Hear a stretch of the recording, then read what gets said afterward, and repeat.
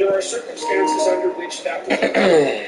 But the question is, well, are human beings well modeled by mold in a petri dish? And the answer to that is no. And there's a reason for that. There's a real reason for that. And Ehrlich should know as a biologist.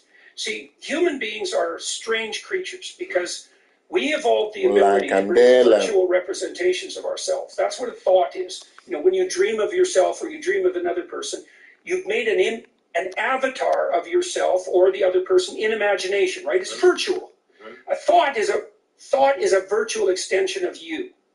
Okay, so what human beings do is they produce thoughts that multiply, and all the ones that aren't useful die. Well, then the people don't have to die. And so we've substituted the death of thought for the death of people. And what that also means is that because we can transmute our thought and change it abstractly, we can change the manner in which we act radically enough so we're not subject to Malthusian limitations. We can get more for less all the time. You know, like we're way more effective at propelling automobiles using gasoline than we were 40 years ago. Way more efficient, way less pollution. We can get oil out of shale, and we couldn't do that at all 20 years ago. And we're getting Exxon announced, I think 3 weeks ago, that they'd figured out a way, I can't remember if it was to double oil shale production or to double the amount of oil they could get out of exhausted oil reservoirs. Wow. Yeah, this and that has happened. They're getting oil, I mean, they're getting milk out of oats. They're getting, there's a new company that is turning, there's this company, Vespine, they're turning methane gas from like landfills, processing it as energy in the moment, and mining Bitcoin with it and using it for like data, like energy to do data. So our vision at ARC is essentially this: is that there isn't a more valuable natural resource than human cognitive capacity. Okay. And there's 8 billion of us, and that means there's 8,000 people out there now who are 1 in a million. Like, if we could capitalize on our collective intelligence, there's no limit to the number of problems we could solve. I don't think there's any reason at all to assume that we couldn't have the abundant future that we would all dream of and maintain harmony with the environment in a manner that we would deem acceptable indefinitely.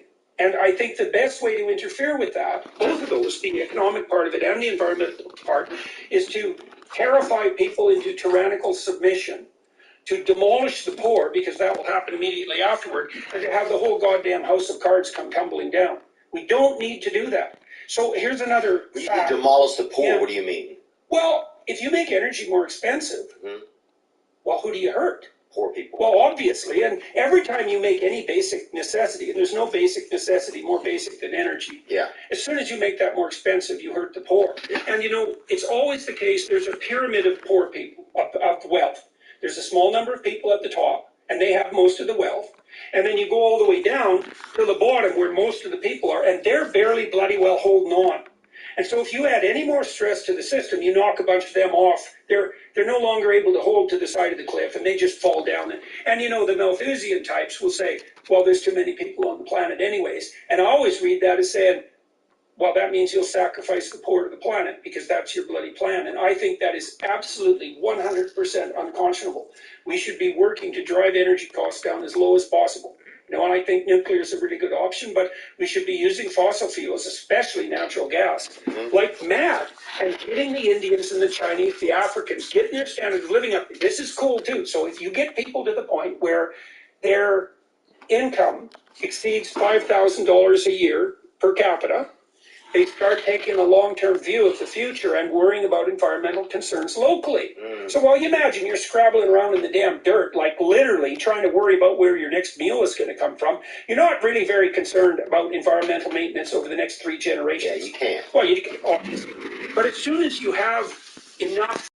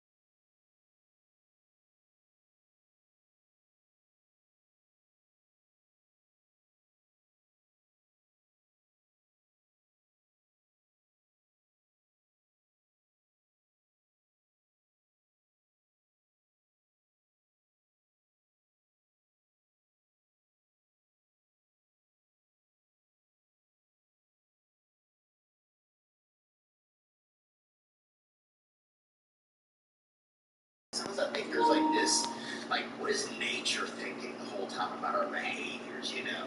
I wonder what like... Well, the thing is that we're all punished for what we put at the top, right? Because the structure that you use to orient yourself in your life is dependent on your values. And you might say, well, if you don't value human life, let's say, above all, well, then you don't value yourself above all. You value something else above that, you're going to pay for that in one way or another. Now, you might say, well, that's a price that I think is worth paying, or I don't think that human beings should be put on the top. You know, that's your prerogative. But you pay for it. You will absolutely 100% pay in full for everything that you've done and for everything that you haven't done. I mean, how can it be otherwise? Yeah. You know, it's like, what are you going to do? Reality is going to make itself manifest because of your whim. That's not going to happen. Yeah. So, and you know, you can think about that religiously or not.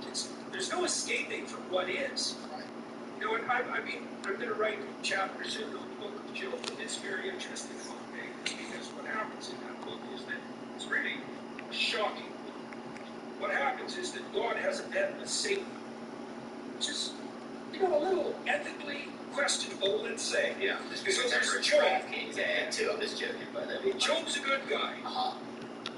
And Satan gets word of him, and he knows God's happy with him, and he goes to God and he says, you know, Job, you know that guy you think so great? I don't think he's so great. I think if you let me torture him, I can make him denounce you and lose faith. And God says, I don't think so. He's yours. And you know, people in their lives, you know, sometimes people, they'll enter a period where all hell is breaking loose and everything seems to be conspiring against them. So these things happen. And so Job is like, first of all, his whole family's destroyed, then everything he owns. So that's Act 1. Then Satan curses him with a terrible skin disease. Yeah, that's tough. Right. And then he has to sit in the ashes, scraping himself. And then his friends come along and tell him that he must have done something wrong because otherwise the universe would be conspiring against him. So that's about as bad as it gets, right? Yeah. Right. And then God himself comes along and says, who are you to complain about your fate? Right, now, if you don't think that's going to happen to you in your life, you're not very smart, because that is going to happen to you in your life. So then the question is, what the hell should you do about it? And one answer would be, well, that sucks. It's God and Satan against you. You know, you're kind of outmatched. It's completely unfair because you were good, and everything that you valued is taken away from you. So what should you do? You know, you shake your fist at the sky and raise a middle finger and say, fuck you. You know, like, now I'm on the side of Cain and the devils, and I'm going to be resentful and bitter. And people might look and think, oh, it's no wonder you're resentful and bitter. Like, you lost your whole family, you have a terrible disease, your friends are laughing at you. Yeah. Right, so you have every reason. That isn't what happens in the story. Job decides that no matter what happens to him, and he means that, no matter what happens to him, he's going to maintain his ethical orientation and aim up. And I think that's... But then you think, look, man, forget about the religious trappings. Here's hell. Hell is when you get cancer. And then you're bitter and resentful about it, and you make your last 6 months of living fucking nightmare. Right? And so you might say, well, you've got cancer, and that sucks, and no doubt it sucks, and maybe it's unfair, and probably it is, and maybe even, you know, God and Satan themselves bet against you. You're going to aim up and maintain your dignity and your integrity, or are you going to take a bad situation and make it into every goddamn nightmare you can possibly imagine? Think, well, of course you have to aim up no matter what happens to you. You think, well, that's not fair. It's like, well, it's better than the alternative. Yeah. And what does fair have to do with it? What's your choice? You're going to dig a deeper pit? Or are you going to have some integrity in the face of life's catastrophe?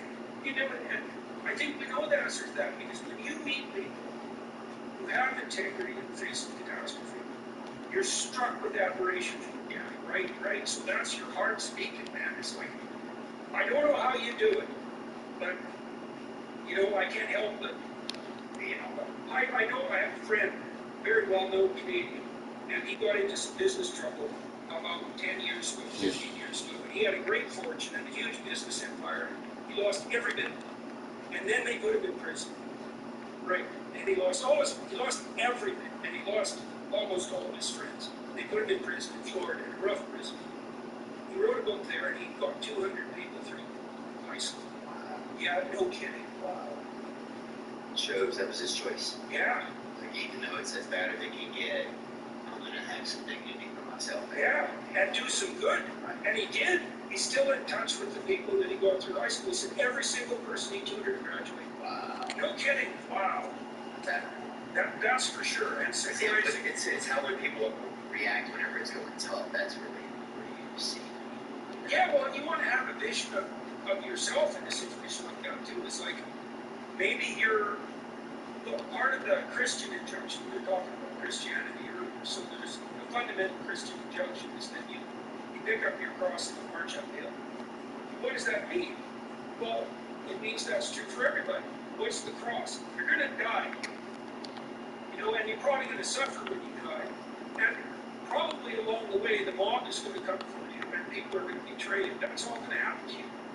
And so, how should you react to that? Well, one answer is to be bitter and resentful and cruel and make things worse, or to give up.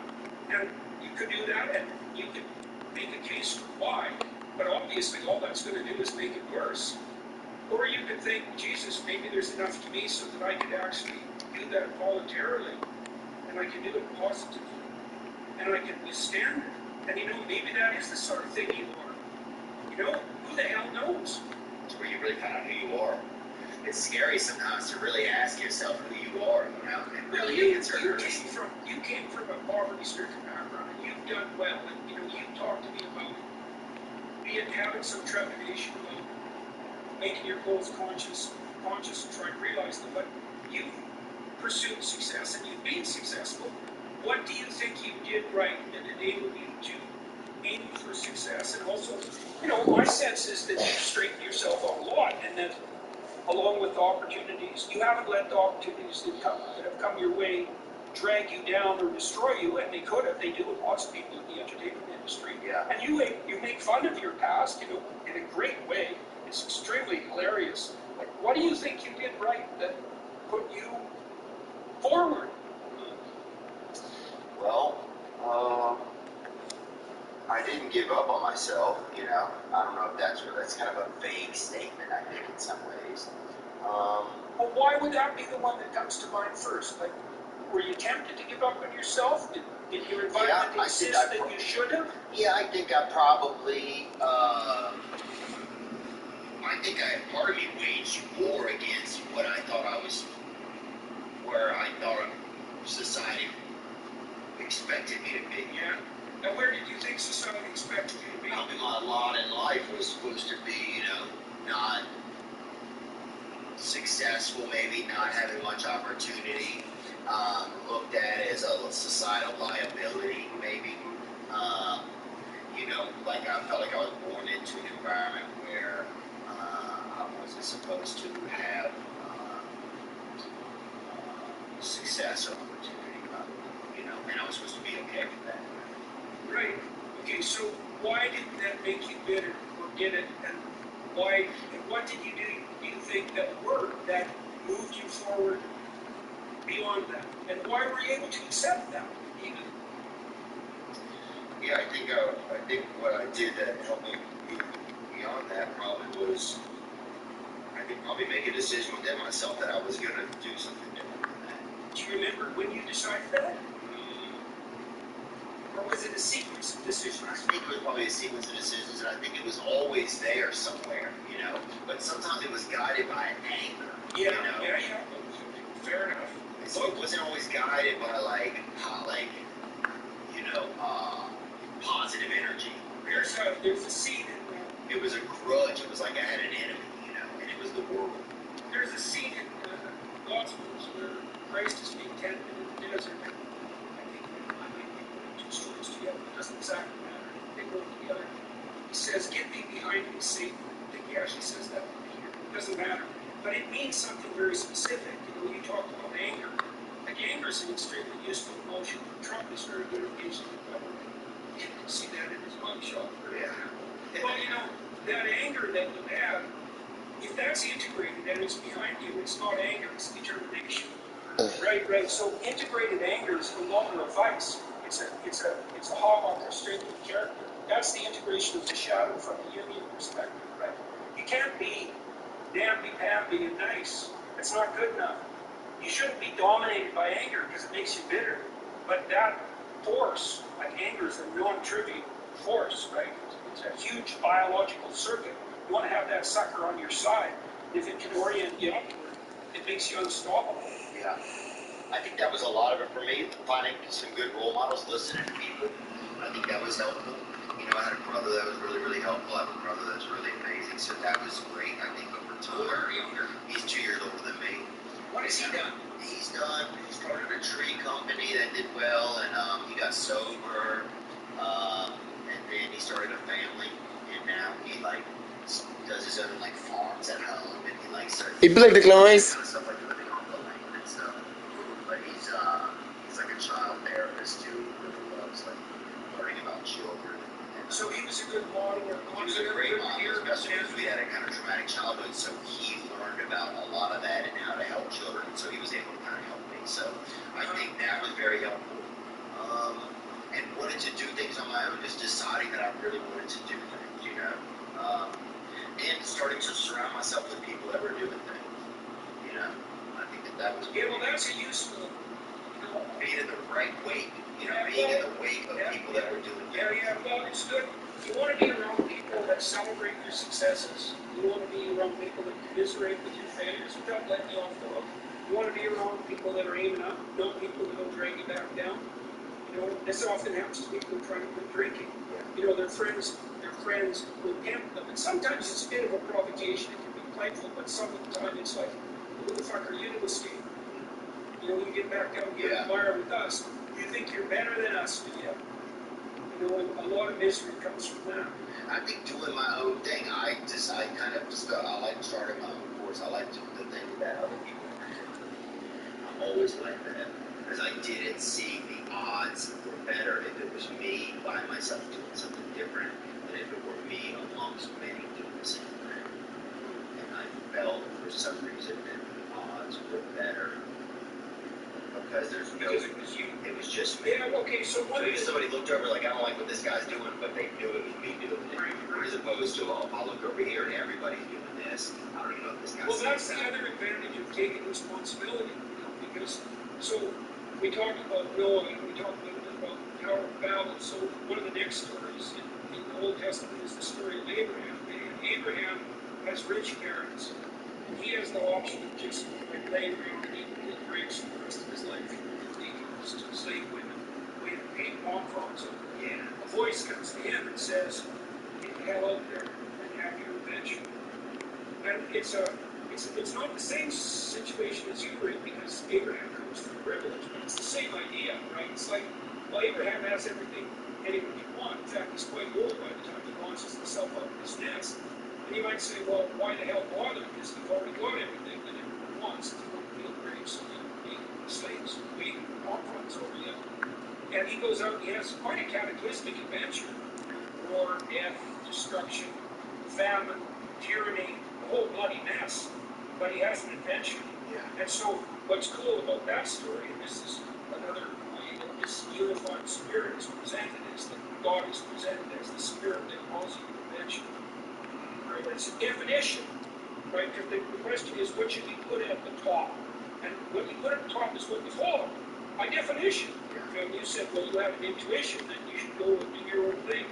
Right? And then it would be okay if that led forward into success. That's kind of spirit, right? It's something that calls to you. It's not something you invent. You saw it in your brother, like other people have it. It's in the world, you know. It's part of the spiritual realm. That's a reasonable way of thinking about it. You can pay attention to it, follow it, or not. Yeah, it feels like we used to probably be so much more connected to the spiritual realm when we didn't create this other kind of pseudo-spiritual realm that we have now with like one-side computers and cell phones and stuff. We kind of had this filter between us and like the spiritual realm. It was like, or this whole other spiritual realm, like this reflective pond, you know, that isn't always really positive. Whenever you and I talked one time, we talked about like success and like what that would be like. We were both starting to have some success like 5 years ago whenever we first spoke. And whenever like you look back on Like if you look back at success, like do you feel like there's ways you've handled success well and ways that you haven't handled it well, or that you didn't know that it was, like, have there been some surprises about it? Like, because we've had an interesting experience in life to have some popularity, some publicization, right? It's interesting, and how, like, our ego battles through that. Like, you know, I think have there been things that you've learned about yourself, like, through some of that? Because it's an interesting experience. A lot of people don't have it. Well, I tried to maintain like a stance of amazed gratitude